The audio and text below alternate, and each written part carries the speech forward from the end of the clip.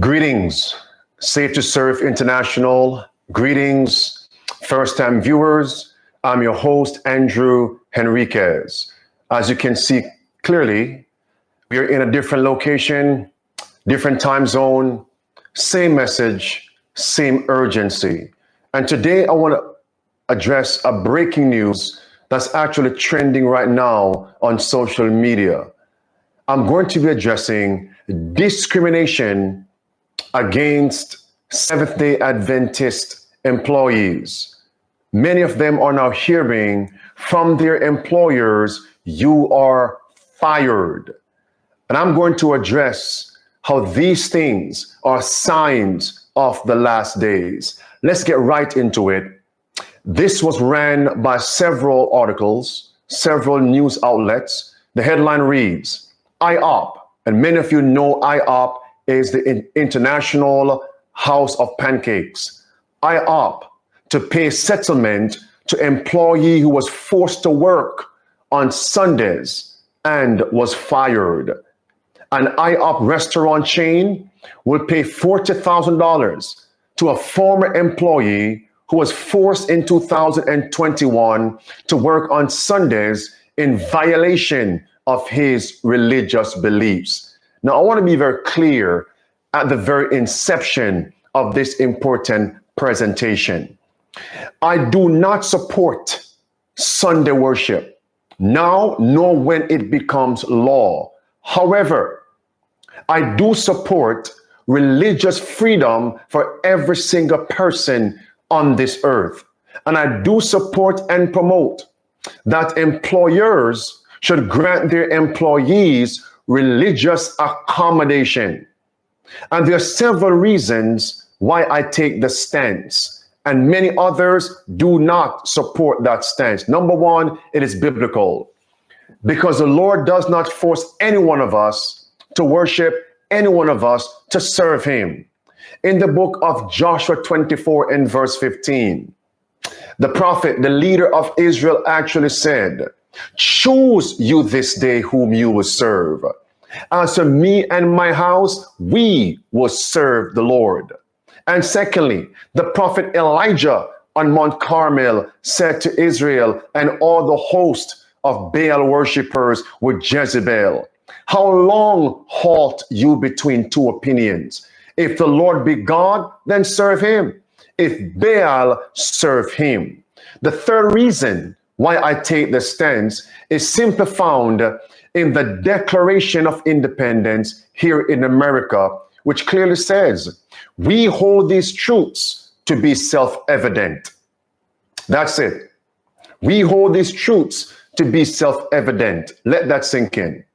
That all men are created equal, and they are endowed by their Creator with certain inalienable rights, such as life, liberty, and the pursuit of happiness. And fourthly, I take the stance because of the principles laid out in the First Amendment of the U.S. Constitution, which clearly states, Congress shall make no law establishing or respecting the establishment of religion or prohibiting the free exercise thereof.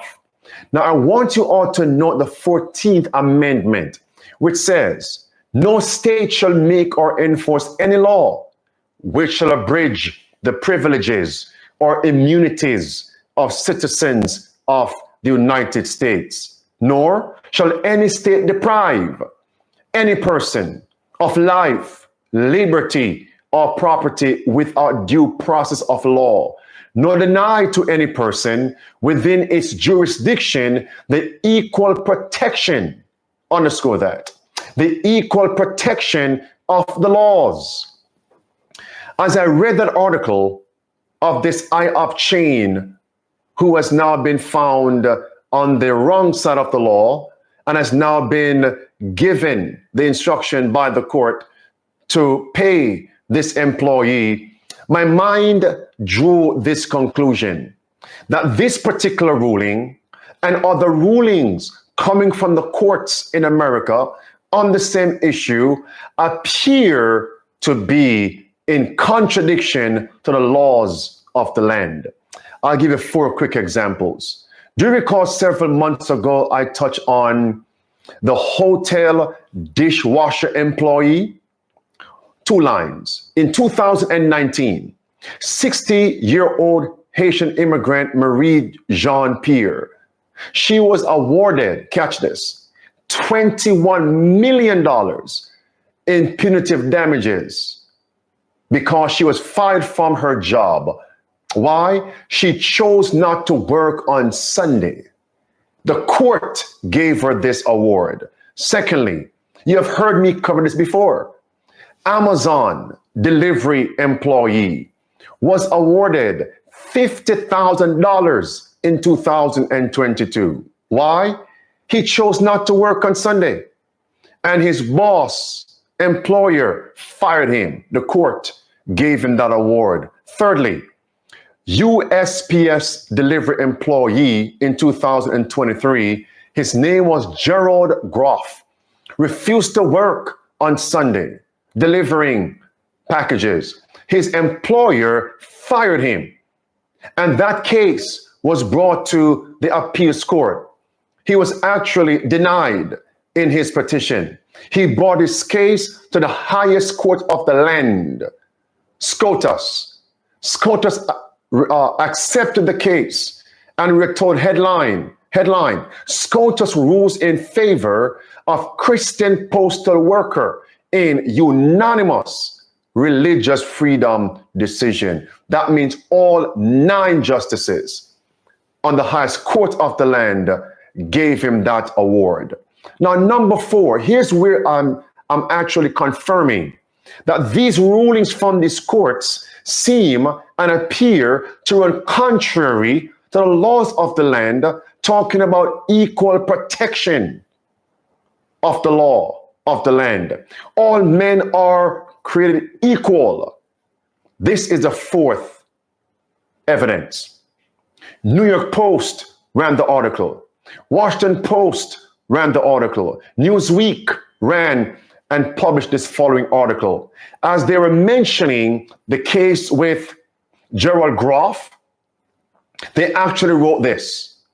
One case SCOTUS turned down in February 2020 was the case Patterson versus Walgreen Company. It was brought by Daryl Patterson, a Seventh-day Adventist employee of an Orlando pharmacy who lost his job because he would not conduct a training session on a Saturday. And notice, Patterson's petition did not win the 4 votes needed to grant a writ of certiorari to put the case on the court's calendar. In layman terms, they rejected this case.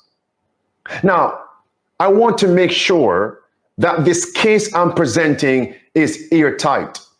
Can an employer reject a petition from his employee to have religious accommodation, Sabbaths off? The answer is yes. Under what statute? Here is a statute. It's in the law. Undue hardship on the part of the employer. As a result, he can reject that petition from his employee. Here's my point, and please don't miss it. Are we to believe and accept that in the first 3 cases aforementioned, that all those employers did not meet the burden of proof of undue hardship? As a result, those 3 petitioners had their cases heard and were actually awarded, but Walgreen Corporation was able to prove undue hardship, fire Daryl Patterson, a Seventh-day Adventist, and all the courts rejected his appeal, and the highest court of the land, SCOTUS, didn't even choose to hear his case. Is that what we are to believe? That one group proved undue hardship, Walgreen, but the others failed? Is that what we are to believe? Or is there something more to this picture? As we would say colloquially, I smell the rat. This appears suspicious. Let me give you this perspective. Please don't miss this. The conservative justices on the highest court in America, SCOTUS, listen, they wanted to overturn a specific statute in the law that is used by employers to defend their case in rejecting a petition from their employees requesting religious accommodation. Watch this. But the conservative justices chose to do it not on the case of a seventh-day Sabbath keeper employee. No. But on the case of a Sunday keeper employee. And the seventh-day Sabbath keeper employee's case came first. And they rejected it. Friends, these are not my words. This is the secular press making this observation. Washington Post, New York Post, and Newsweek. I'll give you the paragraph. Listen attentively. Washington Post. Members of the court's conservative majority have already expressed interest in overturning the precedent central to Gerald Groff's case. In 2020, the court declined to take the case of a Seventh-day Adventist who was fired after refusing a Saturday shift that his employer Walgreens said was an emergency. Pause right there. That was the actual defense. It was an emergency and we could not change and find someone in time, so we fired him.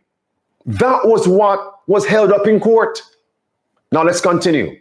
While Samuel Alito Jr., joined by Justices Clarence Thomas and Neil Gorsuch, agreed not to accept the case, they said it was time to consider overruling the 1977 decision, which Alito wrote, quote, does not represent the most likely interpretation, end quote, of the statute.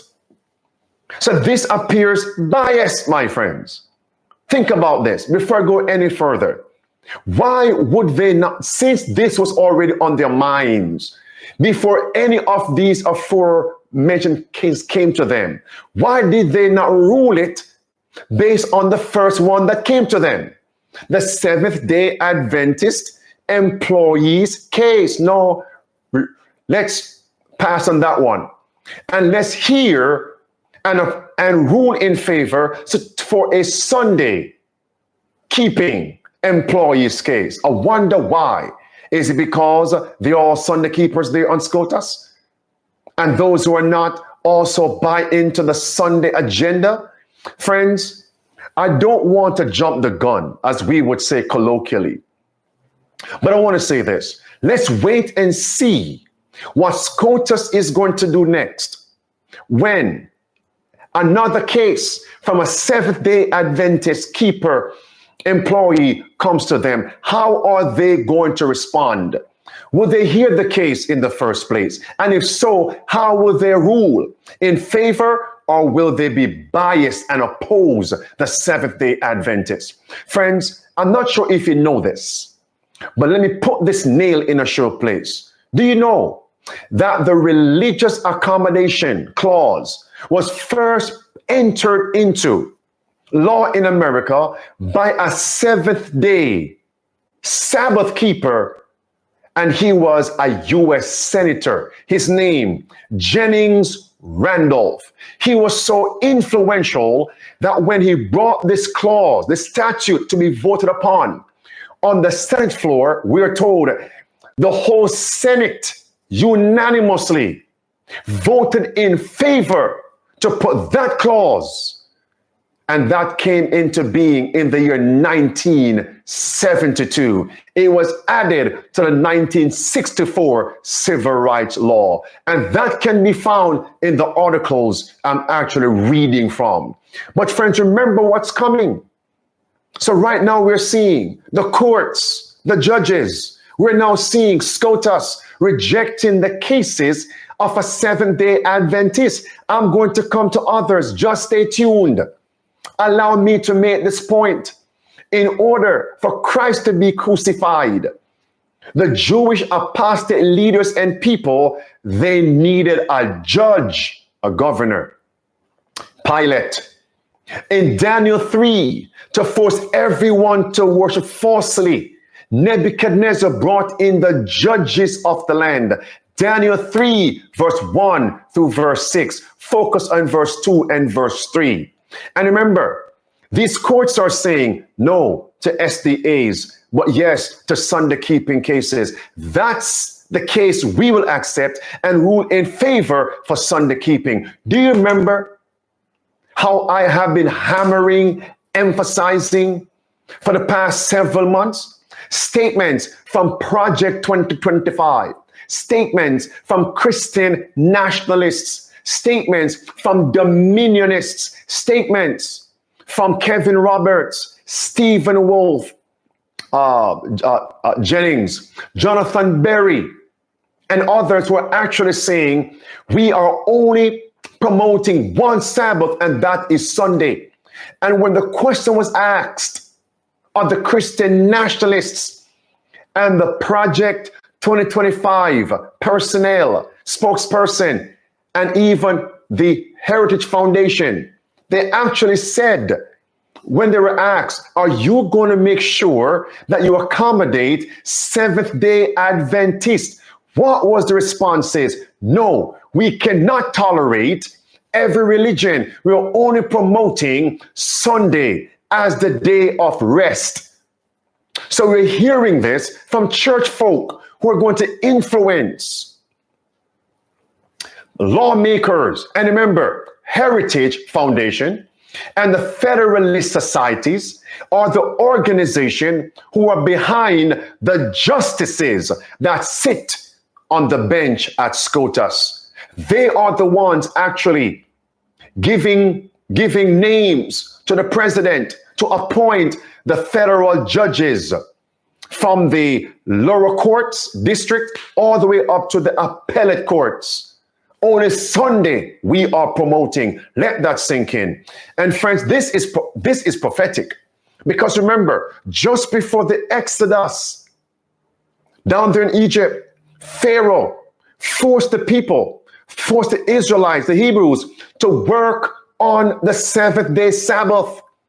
And the Bible is clear. The account of Moses shall be repeated just before the second coming of Christ. That's First Corinthians chapter 10, verse 11 through verse 12. And you can begin in verse 1.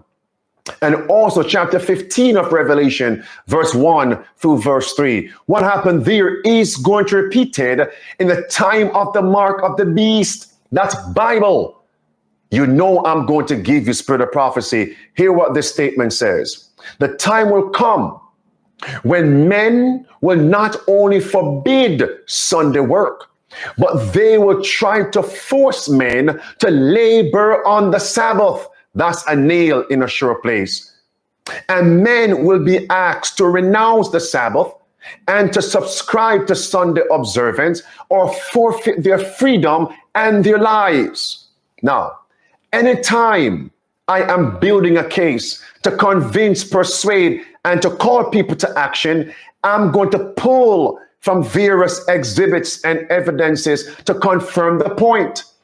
Earlier, I mentioned Darrell Patterson and SDA, rejected by the courts, right? Now watch this. Another Seventh-day Adventist, even more recent. This is headline coming, by the way, I'll post the links in the description.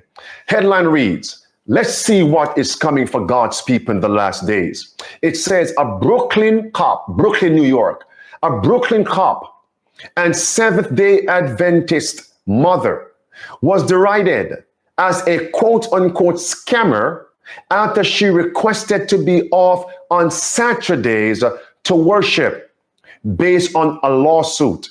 When she signed on to the job in 2016, Joanne St. Jean claims she was told she'd be able to adhere to her faith. Instead, she spent the next 8 years being chastised by superiors who allegedly told her, quote, "You are not Jewish. Why are you practicing like you're Jewish?" End quote. Think about that. Think about what's coming for us, SDA people, in the last days.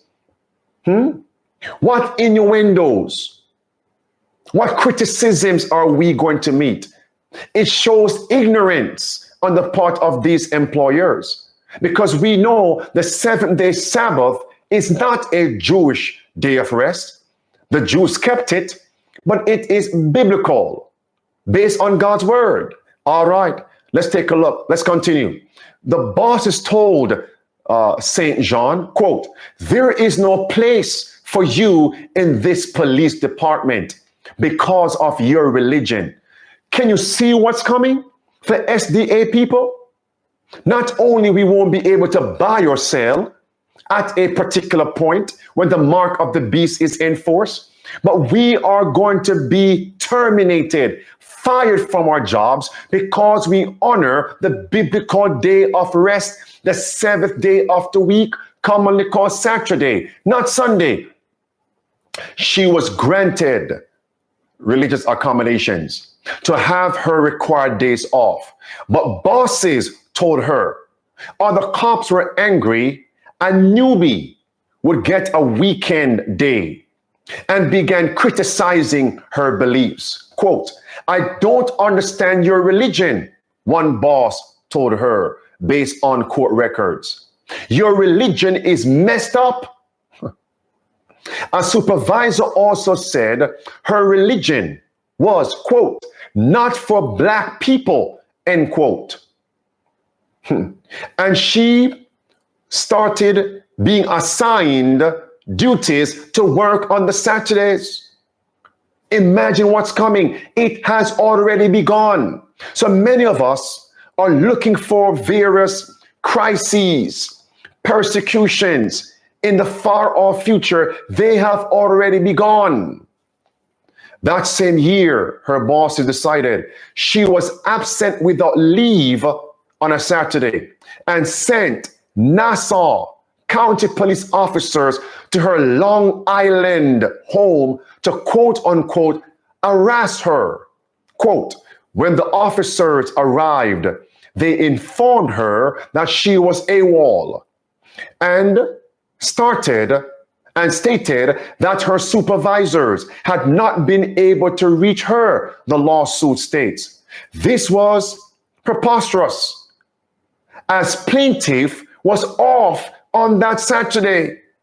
In practice, officers like Joanne St. Jean or St. Jean are denied advancement within the department and openly harassed for asserting their religious beliefs. Think about that. Now, I want to draw a stark contrast. When she was hired, she said to her employer, "I cannot work on my Sabbath, that Saturday." And she was granted accommodation and later on persecuted. And what happened? The courts rejected her appeal. Look at the opposite. Do you recall my opening breaking news article? I'll give you one paragraph. Watch the contrast. At the time of hire, the IOP employee requested, and his request was granted, to have a religious accommodation, that he would not work on Sundays to honor his religious observances. After a change in management in 2021, the new general manager expressed hostility toward the accommodation and required the employee to work on Sunday, April 25th, Sunday, May 9. And afterwards, as he stood for his Sunday worship, he was fired. Now watch, he appealed.